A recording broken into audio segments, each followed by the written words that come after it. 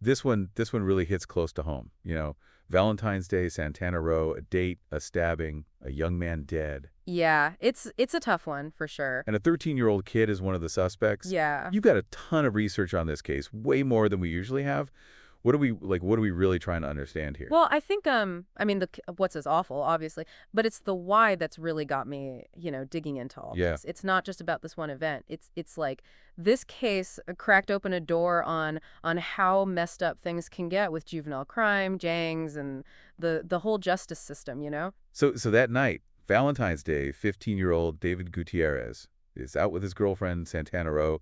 It should have been like a fun night, a safe night. Right. And from what Chief Joseph is saying, it seems like David was just a regular kid, totally innocent in the wrong place at the wrong time.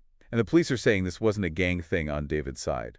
Not at all, according to the chief. He's been pretty adamant about that. Said David didn't have any gang ties, didn't start this fight, nothing to provoke it. But he was approached by a group, right? This wasn't just a random thing. No, that's what makes this so disturbing. The police are saying these five guys, this group, they were out looking for trouble, targeted David, asking about gangs, and that's when it, escalated to an assault. And then the 13-year-old during David trying to get away is when the stabbing happened. Multiple times, too.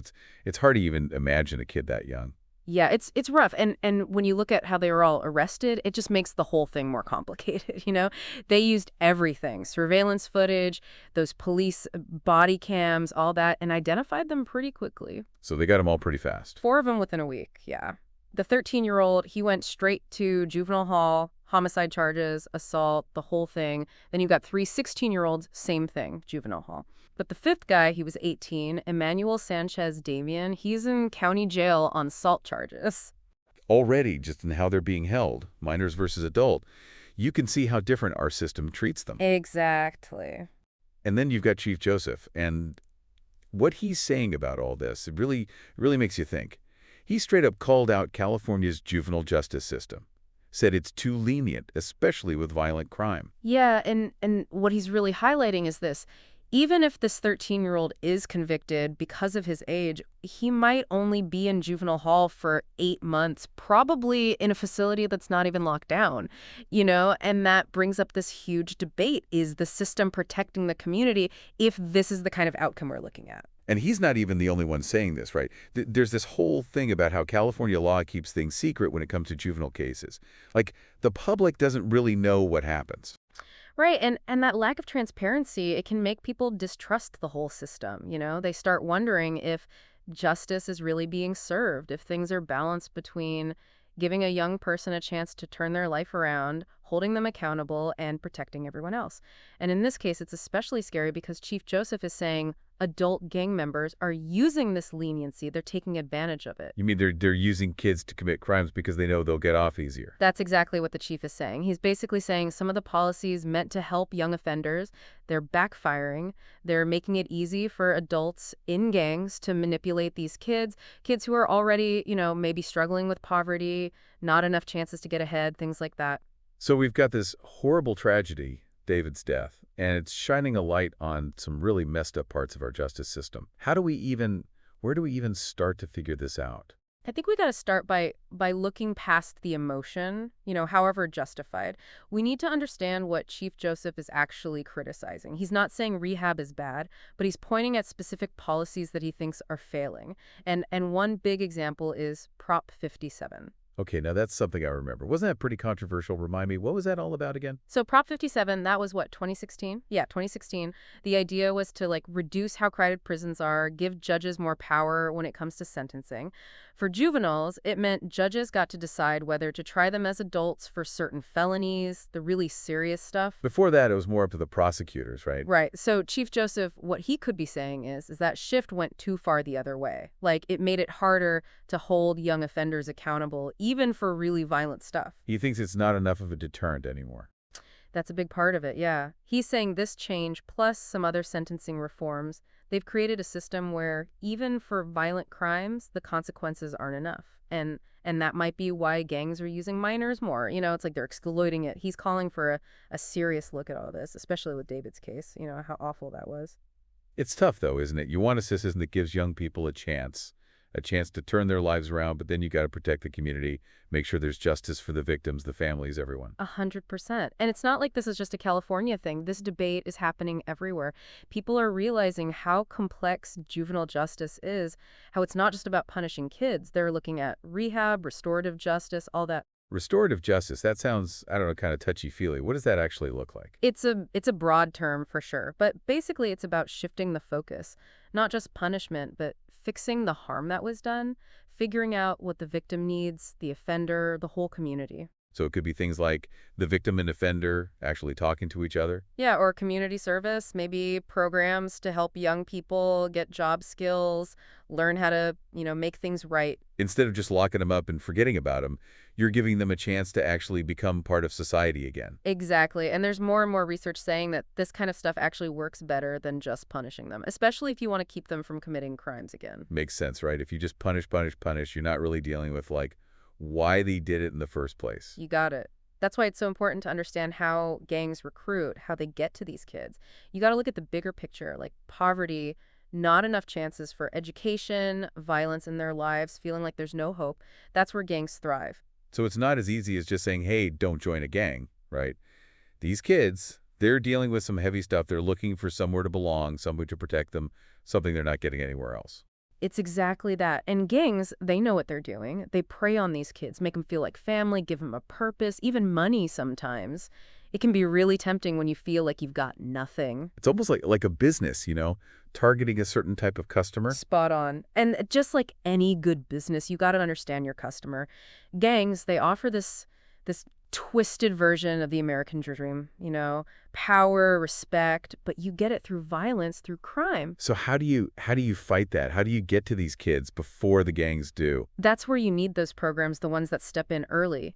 Things in the community, after-school programs, mentors, job training, counseling, stuff that gives these kids a chance, shows them there's another way. Takes a village, huh? It does. It really does. Schools, cops, community groups, families, everyone has to work together. Which brings us back to Chief Joseph and how frustrated he is. He sees this 13-year-old kid accused of this horrible thing, and he's basically saying the system, the way it is now, it's not doing enough to stop stuff like this from happening again. Right, and he's not just complaining. He's saying we need to do things differently. We need a justice system that, yeah, holds kids accountable, but also puts money into preventing this stuff, helping these kids get back on track, dealing with the reasons why they join gangs in the first place. It sounds like a massive change, not just tweaking a few laws. It is.